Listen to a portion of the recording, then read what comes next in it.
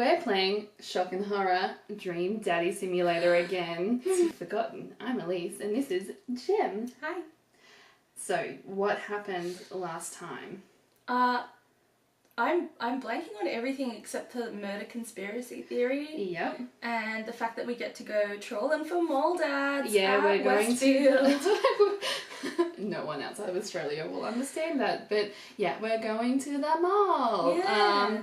Hopefully to meet some more hot daddies. We've met a few though. Who's the forerunner? Matt. Yeah, definitely Matt the barista. Still. Like, I don't mind the idea of Craig. I watched back and realised we were quite negative about Bro, but he's just trying to help us change our life, you know? I feel like Gelise is a bit of a mess. Yes. Like, yes. But does Gelise need to be fixed? I don't believe Gelise needs to be fixed. well, I think he's trying his very best and the burden's been on Amanda for a long time, but she's obviously having a bit of a rough time. She's a senior, she's just moved. Hence we're going to the mall to try and fix everything. So maybe we should start looking after ourselves so we can look after our daughter. This is deep. I think we could write a book. I think we should Best write a book. parents Yeah, ever. yeah, dad material right here. Solid. Alright, let's start and away we Trolling for go. mole dads. Alright, you ready? Okay. I hate malls and I hate food courts, so I'm really excited we get to do I this think I pushed you virtually. into this because I'm like, we need to meet more people. Alright, let's go. We arrive at the mall, a big indoor shopping centre with a couple different floors. Oh, fantastic, a definition of a mall. It's kind of dead, but that doesn't stop Like a mall my soul. security guard from yelling at a group of loitering teens, "Get off my lawn!" Let's eat something disgusting for dinner. Yes, Gelise. Hell yeah. Hell yeah. Language, Missy. Whoops. Heck yeah? Ooh, heck. Better. Oh, God, what a mess. We approach the food court and evaluate our options. There's greasy restaurant after greasy restaurant. My heart burns just looking at the menus. Nobody looks happy to be here. That is correct.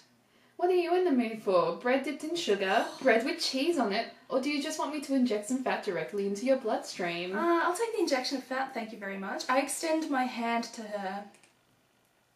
Would you do me the honour of sharing some nachos? She takes my hand with a grin. It would make me the happiest, cheesiest girl alive. Oh, cheesy is definitely to be emphasised. We order a giant pile of chips and unnaturally orange cheese from a very unenthusiastic and possibly stoned teenager. Oh my goodness, this I'm game's content is not as PG as I was led to believe. Okay. I'm under the impression that all teenagers are always stoned. That's true. We take a seat at a rickety table and dig in. These are bad. These are very bad. But also strangely delicious. We have to eat through the pain. Oh, this is a conversation I have with people nearly every day. We enjoy the fluorescent, cheesy goodness together until we're all out of nachos. So, something's been bothering me for a while. It's happening! Amanda, We're having a talk about memes. can you explain memes to me? So, I feel like this is me explaining memes to everybody in my life. Which meme? All memes. Gelise, surely, no, he's not that uneducated. He's our child. He's extremely old. I'm disowning him. Amanda sighs deeply and places her head in her hands. Come on, Amanda, you know you want to. Oh. Dad, it's complicated, am I right? See, memes are inside jokes shared by a bunch of people that get less funny the more people do it. So the problem is that by the time a meme gets to you, Dad, all us youths have already done the joke to death. And what's worse than that is that movies and TVs and video games, meta! will try to jump in on the meme train, but just based on how long it takes to make them, the meme will be long dead by the time it comes out. So it just dates it, and it isn't funny. Well, I beg to disagree, because sometimes they come full circle and become funny again. Oh shit, what up? Please, no! Stop trying, Dad, please. Hey, language check, Gelise. Anyway, changing the subject. Where to now? Oh, want to go to the goth store? Hyperventilating. Please let's hot topic. No. What? You know, the one that's all black and tries to establish itself as anti-establishment despite being an exact representation of the establishment. So Hot Topic, which we don't have in Australia, by the Australia. way. But don't think I don't shop online at Hot Topic because it's still better than anything you can get here. That's so true. I don't know what store you're talking about. Sure you don't. You put a job application in there the other day. You know, the one where you can buy chain wallets, and it's basically an assault on what people fought so hard against in the punk and hardcore movements of the 70s and 80s. Word. Dude, you gotta be more specific. How many of these chains are there in America? Let's face it, Kmart. That one you threw up in last time. She's doing this pose. Oh, that one. Like, she's super happy about it. Yeah, the good one. Oh my Amanda god. runs into the store with me trailing behind her. She makes a beeline for the back. So she loves it here. She was just kidding. She knows where the drug paraphernalia is kept. There it is. You can still see the outline, kind of. Oh my god. Revolting. I'm so proud. Question mark. Speech. Amanda. Speech. Alright, I'll do it if you stop chanting. Amanda stops immediately. I clear my throat.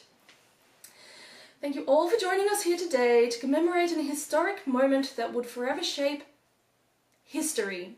On a day very much like today, some 5 years ago, our very own Amanda Ann Hugginkiss Her middle name is Anne. had too much blue raspberry slushy in an outing to the mall. After begging her father to take her to Dead Goth and Beyond, Oh my new God. favourite store of all time, to buy rainbow suspenders. Oh, we were all like that at one point in our life.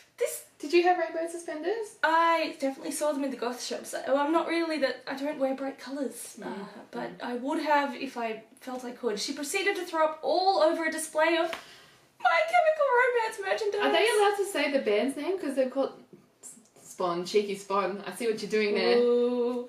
Her loving father then had to pay for said merchandise, score, which to this day remains among our possessions, naturally, vomited on My Chemical Romance gear. Priceless. Thank you. Amanda is moved. She begins clapping, slow at first, then faster and more vigorously. Okay, I'm calm. Several other patrons turn their heads. One of them also starts clapping. Yes! bow my We're with head. our people! We're with our people! Which is why we go to goth shops. We don't want to buy any of this crap. Oh hey, chain wallets. While Amanda busies herself looking at band t-shirts, I try to find something of interest to myself. Not much for a dad to look at in Dead Goth and Beyond.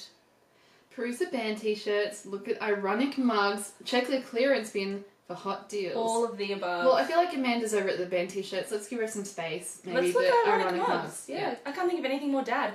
I'm suddenly stricken by existential fear. Same. If there's only one number one dad, then why are there so many mugs here that say that? Conspiracy. It's not really true. It's totally linked to the murder conspiracy theory of mine. This whole time I thought I was the only one, apart from, my partner, who was also number one dad. Yeah, oh yeah, surely that's a conundrum Gelise has been in before. Anyway. If I'm not number one, where do I place on the global don't, dad ranking don't do the charts? comparison thing. No. I have work to do. You do. Who's going to be this voice? I think you've got to do this voice. Okay, because you are Mr. Vega, won't you? Yeah. I'm just going to keep it neutral till I see who it is. Look, this is very important to me. Calm down. Calm down, Jem. Calm down, Lise. I'm sorry, but man is dead to me. Yeah, he was killed by this guy. This is now number one proposition. Yeah, okay, alright. Well, what's his voice going to be? Keep your loins together. I overhear a stifled argument over at the cash register. An older gentleman is carrying a garment and showing it to a bored-looking cashier with pink hair. I can see that. Don't know what to tell you, dude. I just work here. Just work here, man.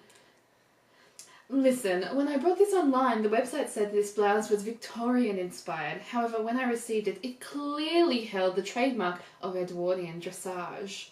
It's dressage, I'm just being a wanker. This is me. Nailed it. This is me at actual goth shop, anyway. Do you want a coupon? I can give you a coupon. Will you leave if I give you a coupon? Is there a manager present? I am the manager. Oh god, I've been on both sides of this conversation. I see. Well, it would seem that I have outstayed my welcome. Good day, shopkeep. Oh my god, I love him so much. Your superiors will receive a strongly worded letter by post. Oh, post. He's old school. Whatever, Oh, dude. he's a vampire. He's probably like 1,000 years old. Yeah, there's a good chance. The man whirls around and storms where's my out. cloak? His literal coattails trailing behind him. I can't tell if they are Victorian-inspired or Edwardian in nature. You'll learn, Gelise, you'll learn. A man trots up to me with a t-shirt in her hand. Oh boy, here it comes. We can't afford to buy band merch because we live in a van. Hey, Dad Trump 5000. Oh, and she talked about being old over time. I will buy it for you. Wow, that was easy. Thanks. We did have a discussion that he would buy her one thing, so she should not be shocked. At least it's only one this time. Amanda plops the shirt onto the counter and grins at the stoned cashier. I love your hair. The cashier says nothing and rings Amanda up, radiating hatred. Oh my god. No. It's natural. I hand her a 20. Someone compliments my hair. Like, I don't care if I hate them. I kind of am in love with them for a little bit in that very nanosecond that the compliment occurred. Your hair looks amazing. I love you all the time anyway. You don't have to do that, but please keep them in. So, what was that guy's deal? The cashier rolls her eyes so hard I'm worried she'll pull something. That's Damien. He's in here all the time. He's obsessed with Victorian fashion and whatever. I'm obsessed with Damien.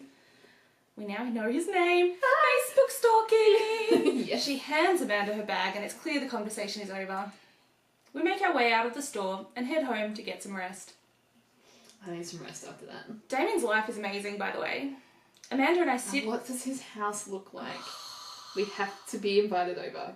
Goals. Okay. I bet he lives in the cul-de-sac, like everyone does. I'm pretty sure they must. Amanda and I sit on the couch, trying to find something to watch over bowls of ice cream.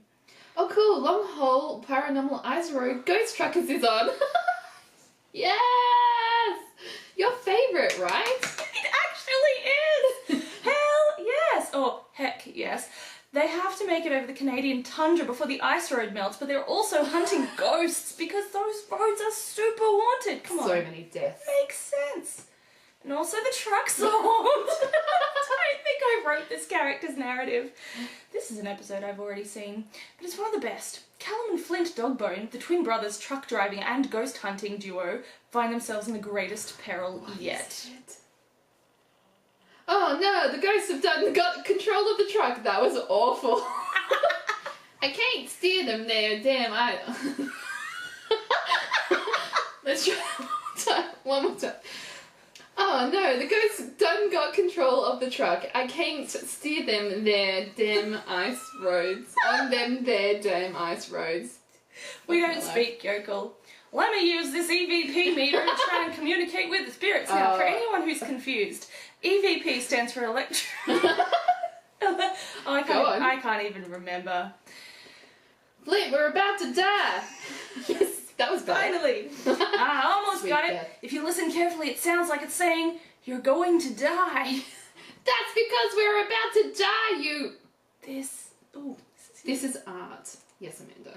The episode ends, and so abrupt. And Amanda excuses herself to go and start arguments on the internet. Our little troll. She's all grown up. I stay up a little longer, curious about the exploits of Callum and Flint Dogbone after their disastrous ice road accident. Afterward, I crawl into bed and get a good night's sleep. Let's not sleep until 3 p.m. this time. Night's sleep. Night sleep. Always try to make others around you happy. We try. Thumbnail. Oh, you can't be touching me in the thumbnail. That's not allowed. Ah, look, snoring. This is the least we know and love. I think that it's nighttime. The snoring scene. That's where we're going to call it today. Thank you so much for watching. I am so hyped to keep playing. I am so hyped to keep meeting other dads, but honestly, Damien's my forerunner. If you don't believe that Damien had something to do with the murder conspiracy of the dad, maybe... would we still date him anyway if we knew? Maybe we won't know, and it'll be a shocking revelation. And Amanda's in on it. I think he would have killed other dad in order to replace him. Yeah. I don't want to ascribe those kind of character traits to someone we've just met because I love him. Far more generous than I. Oh, hey, look, murderer. Doesn't mean you can't love a person. He's still a person. We are all just flawed human beings. Is murderer not just another label? And with that, thank you so much for watching, and we'll see you next time we play Dream Daddy Simulator. Bye!